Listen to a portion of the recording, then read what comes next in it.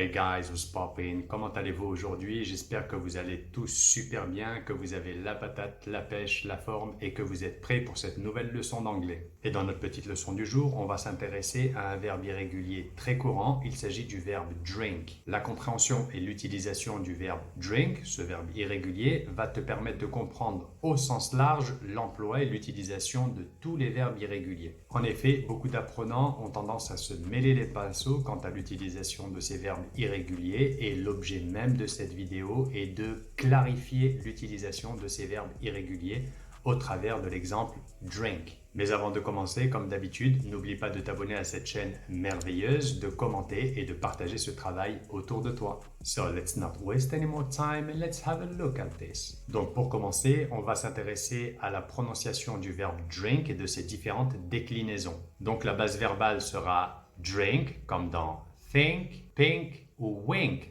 Ensuite, le prétérit, le passé simple du verbe drink, ce sera drank. C'est exactement la même prononciation que dans les mots bank, plank, frank. Ensuite, le participe passé du verbe drink, ce n'est pas drinked, mais drunk. C'est la même prononciation que dans les mots funk, punk, junk.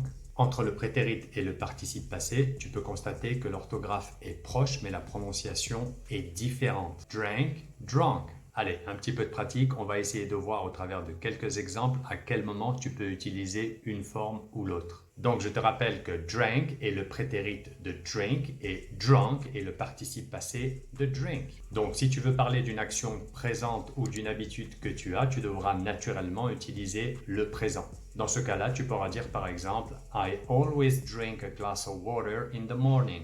Je bois toujours un verre d'eau le matin.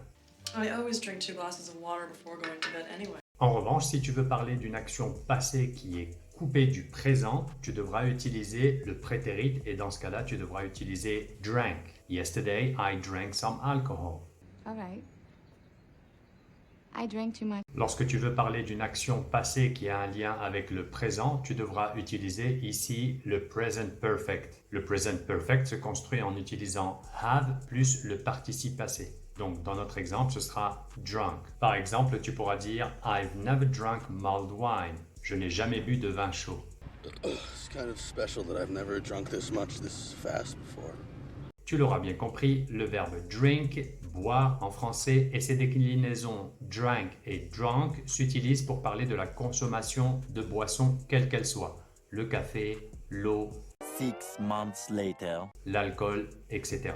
On a vu il y a quelques secondes que le participe passé de drink, c'est drunk, et que celui-ci nous permettait de construire le present perfect, c'est-à-dire have plus le participe passé du verbe utiliser. Dans notre exemple, c'était drunk, mais drunk est également utilisé et sert d'adjectif. Dans cet exemple-là, ça veut dire quelqu'un qui est ivre, qui est saoul, quelqu'un qui a abusé de la boisson.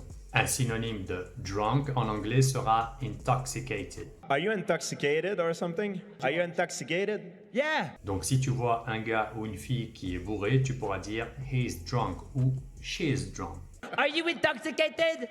Are you intoxicated? My best friend was completely drunk last weekend. Mon meilleur ami ou ma meilleure amie était complètement bourré le week-end dernier. Donc dans ces exemples-là, tu utiliseras l'adjectif drunk avec l'auxiliaire be, au temps convenu. He is drunk, she was drunk.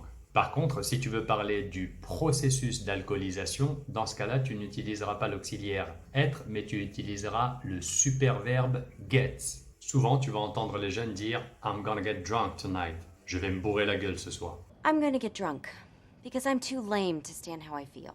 Young people like to get drunk before going out. Les jeunes aiment bien se bourrer la gueule avant de sortir. Let's get drunk!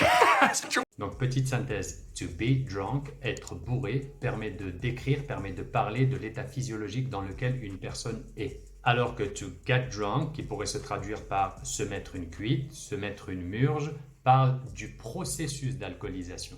Le mot drunk est également utilisé pour parler de la conduite en état d'ivresse et en anglais, ça se dit drunk driving. Lorsque tu veux parler d'un conducteur en état d'ivresse, dans ce cas-là, tu diras a drunk driver. Du coup, est-ce que j'ai besoin de te rappeler que l'alcool et la conduite ne font pas du tout bon ménage, que la conduite en état d'ivresse constitue un délit grave dont les conséquences peuvent être très fâcheuses? Petite question pratique à laquelle tu vas me répondre dans les commentaires. Je vais te demander tout simplement What did you drink this morning? Juste pour info, tu dois utiliser le prétérit pour répondre à cette question.